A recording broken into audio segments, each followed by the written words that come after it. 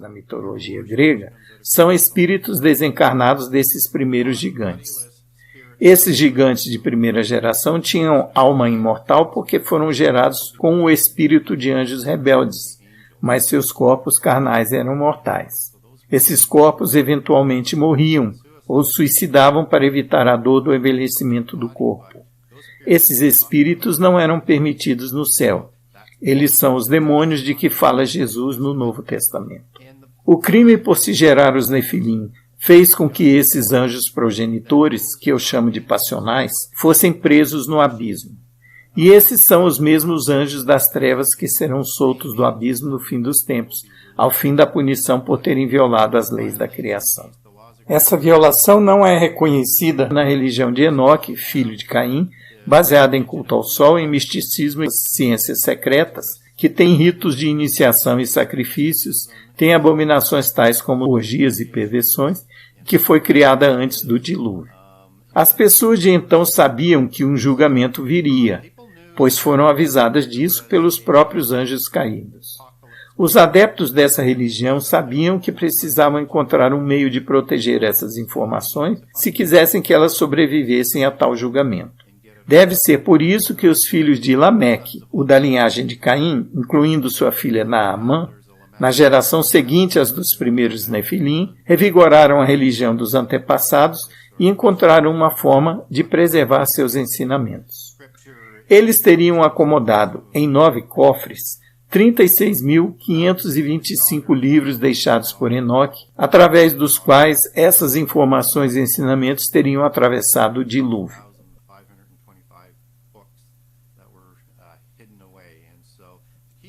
Lembramos que essa é a mesma religião politeísta que ainda encontra ecos em todo o mundo hoje, bem como em suas correspondentes culturas com o mesmo simbolismo de imagens, tais como o dragão e a serpente. Essas formas se devem a que os anjos caídos eram anjos serafins, e estes tinham a expressão facial de víbora, uma espécie de serpente. Incorporando asas e manifestando um espírito translúcido, serafins ganham a forma de dragão, que é também uma das formas da mitologia das fadas. A mitologia das fadas descreve seres de 4 tipos. O das fadas opalescentes, vindas de outro planeta que produzem fadas terrenas, que formam o segundo tipo, entre os quais estariam os Nefilim. Há também o tipo demônio, como também são chamados os espíritos desencarnados da primeira geração de Nefilim, e o tipo elemental, com seus 3 subtipos anões. Podemos depois falar um pouco sobre a mitologia dos alienígenas, pois ela está diretamente relacionada com os 3 subtipos de elementais na mitologia das fadas. Enfim, essas informações que atravessaram o dilúvio aparecem logo na narrativa de um importante personagem bíblico já citado, Nimrod. Nimrod teria se associado a outro personagem mitológico, Hermes, para encontrarem e recuperarem as informações e ensinamentos preservados de Enoque. Temos uma pista de quão empoderante essa recuperação foi para Babel na passagem de Gênesis 11, versículo 6, que diz: Eis que o povo é um e todos têm uma só língua, e isto é o que começam a fazer. Agora não haverá restrição para tudo o que eles intentarem fazer. O que eles tinham começado a fazer era um zigurate, muito similar aos que existiam antes do dilúvio. São templos dessa religião antiga. Ou seja, depois do dilúvio, eles se puseram a recriar a mesma rebelião que causou o dilúvio. A questão que persiste ainda é se e como alguns gigantes sobreviverão ao dilúvio, ou então se foram novamente gerados após o dilúvio. O versículo 4 do capítulo 6 de Gênesis permite ambas interpretações. Se considerarmos uma segunda violação da lei da criação, sabendo que os anjos rebeldes envolvidos na primeira violação foram punidos com aprisionamento no abismo, os envolvidos numa segunda ocasião, para gerar Nefilim, o fizeram com absoluto desrespeito e rancor. Embora possível, não há nada na Bíblia que indique ter havido uma segunda ocasião. Mas, se examinarmos outras mitologias e religiões, encontramos indícios. Permita-me então falar de 2 desses indícios e também outros que apontam para a situação alternativa, ou seja, a de que alguns nefilins teriam também sobrevivido ao dilúvio. Encontramos esses indícios certamente nas mitologias grega e suméria. Vamos primeiro à mitologia suméria. A epopeia de Gilgamesh, ensinada em muitas escolas, tem sido usada como exemplo de que a Bíblia teria copiado essa epopeia da mitologia suméria, sendo então este o texto original da narrativa do dilúvio. Porém, essas 2 narrativas, embora semelhantes em suas linhas gerais, são muito diferentes a nível de detalhes. Gilgamesh é personagem também no livro de Enoque, onde aparece antes do dilúvio, sabendo que este iria vir e que nada poderia ser feito para impedir. No mito sumeriano, Gilgamesh aparece como um Anunnaki, o que corresponde, na perspectiva bíblica, a um Nefal, que teria sobrevivido ao dilúvio. Um Anunnaki era um semideus, parte divino e parte humano, e também um gigante mau.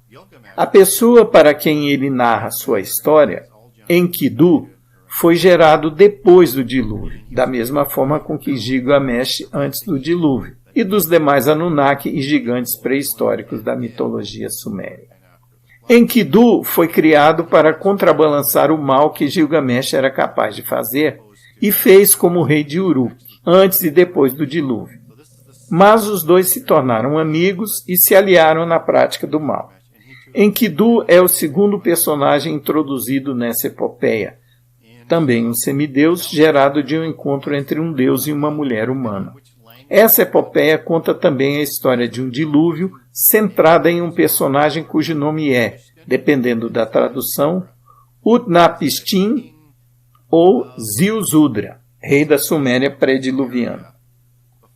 Ziusudra é alertado pelos deuses de que haveria um dilúvio e instruído, como na história de Noé, a levar animais para uma arca junto com sua família e parentes.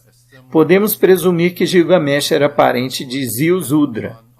Gilgamesh era o típico Anunnaki. Longe de pacífico agricultor, era um guerreiro e rei mau, assim como sua família que embarcara com ele na arca. Então, nesse mito, já no preâmbulo da narrativa, temos o relato de gigantes com seus feitos que incluem o de terem sobrevivido ao dilúvio. E também no mesmo mito, com a criação de Enkidu, depois, temos um eco de uma segunda ocasião em que as leis da criação teriam sido violadas.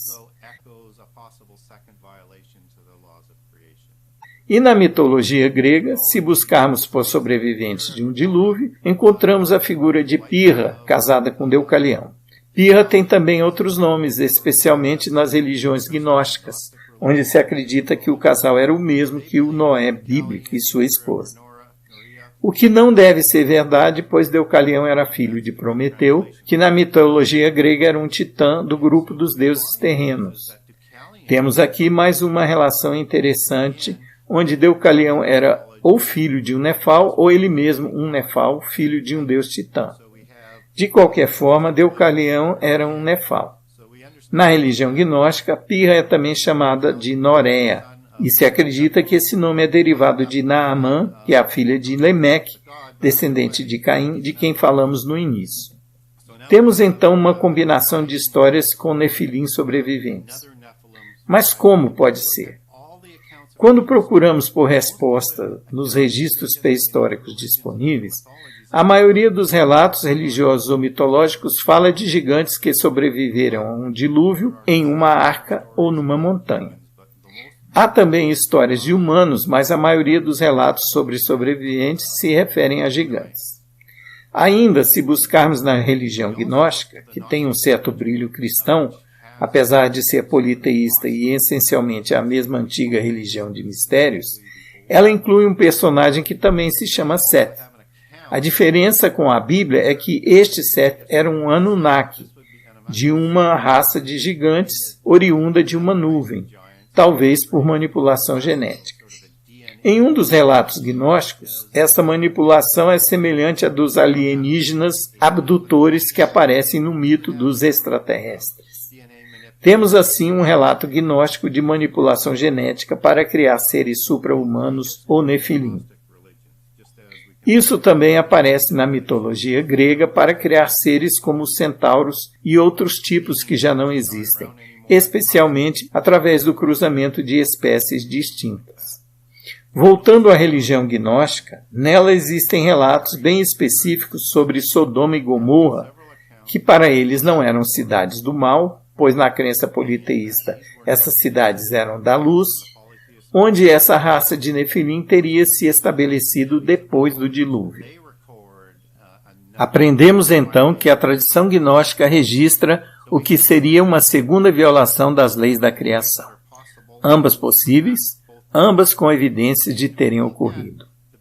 Se olharmos agora na narrativa bíblica em busca de evidência dessa segunda violação da lei da criação em Sodoma e Gomorra, ela é possível, já que no capítulo 14 de Gênesis há uma narrativa da guerra de 4 reis contra 5, quando uma aliança mesopotâmica invade a terra de Canaã e onde todas as nações citadas são nações de gigantes, sejam os amoritas, os amalequitas, os havitas, os amitas, etc. Várias batalhas acontecem nesse tempo de Abraão e de Lote, quando os exércitos invasores da Mesopotâmia levam Lote cativo e logo depois disso Sodoma e Gomorra são destruídas. Há uma clara conexão com os Nefilim, que aparecem como reis de civilizações pós-diluvianas posteriores a Babel. Também uma boa razão para a destruição de Sodoma e Gomorra e uma explicação para elas terem se afundado tanto em abominações.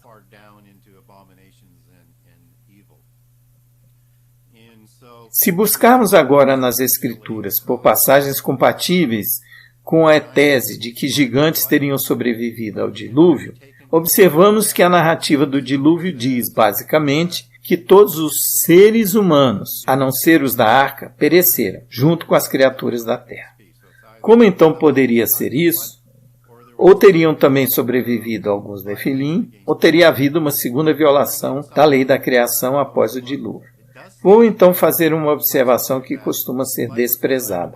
A narrativa diz que o propósito do dilúvio era exterminar todas as criaturas que haviam sido criadas por Deus, exceto as que entraram na arca de Noé. Essa forma de expressar não inclui as criaturas produzidas por anjos rebeldes.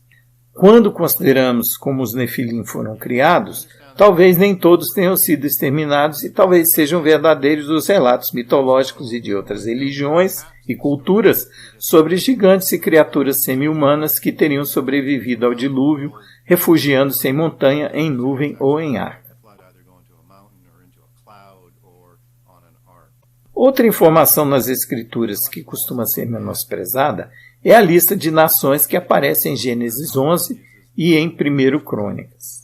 Essa lista registra a prole de Noé e seus descendentes, mas em outras passagens de Gênesis e em outros livros da Bíblia aparecem nomes de povos antigos, como os Rafaitas e os Anaquins, que não descendem dessa lista de nações. Novamente, ou esses povos sobreviveram ao dilúvio, ou houve outra violação da lei da criação. E pode ser ambos os casos.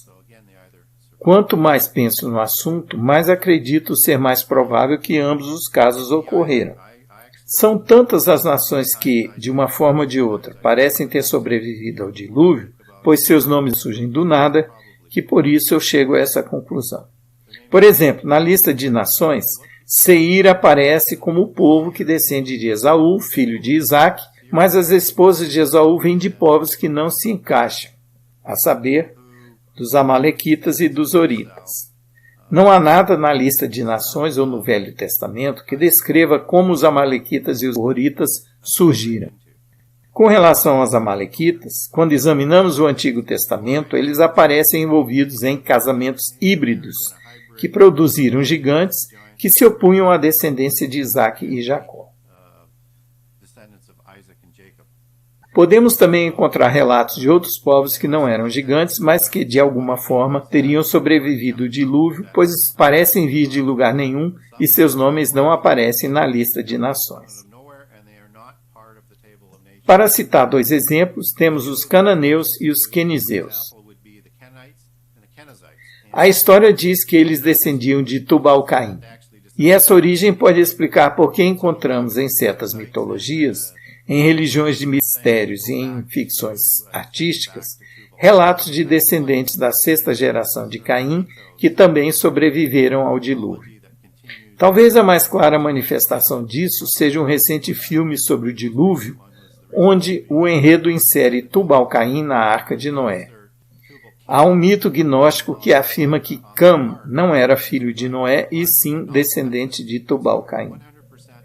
Temos que levar em conta que o gnosticismo é uma religião diferente, com sistemas de crença diferentes, mas cujo esoterismo está por toda parte, impactando nossa sociedade.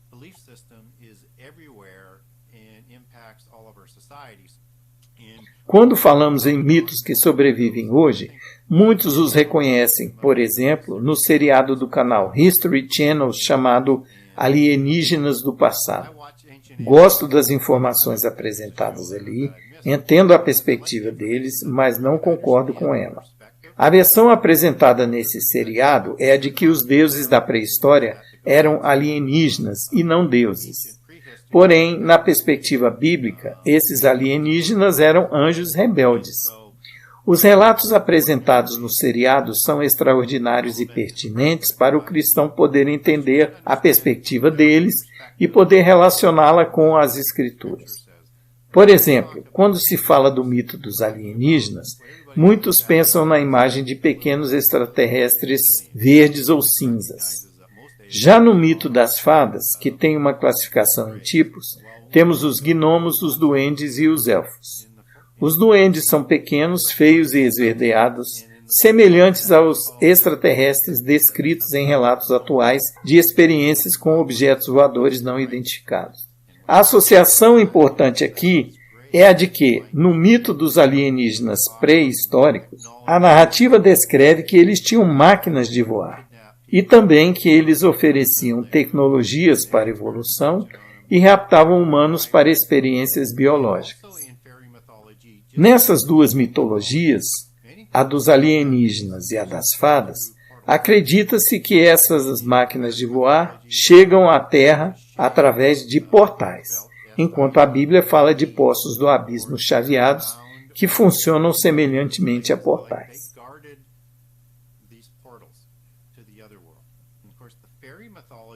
A mitologia das fadas remonta à época dos gigantes, onde Tata Danann, que seria a raça terrena das fadas, era uma raça de Nefilim, nascidos de fadas da Irlanda, segundo a mitologia celta.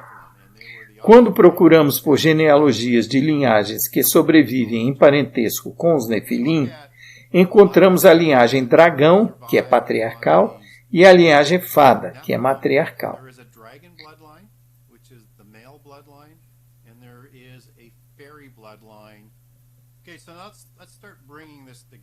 Vamos agora juntar tudo isso. Então, qual seria o propósito do outro lado, dos descendentes dos Nefilim? Como e por que eles querem escravizar a humanidade? Voltemos então à pré-história. Tanto a rebelião dos titãs na mitologia grega, quanto a rebelião dos anjos das trevas contra Deus, a história é a mesma. Na pré-história havia uma religião universal que surge de uma rebelião contra Deus e vieram os gigantes que conseguiram escravizar a humanidade, provocando o primeiro julgamento.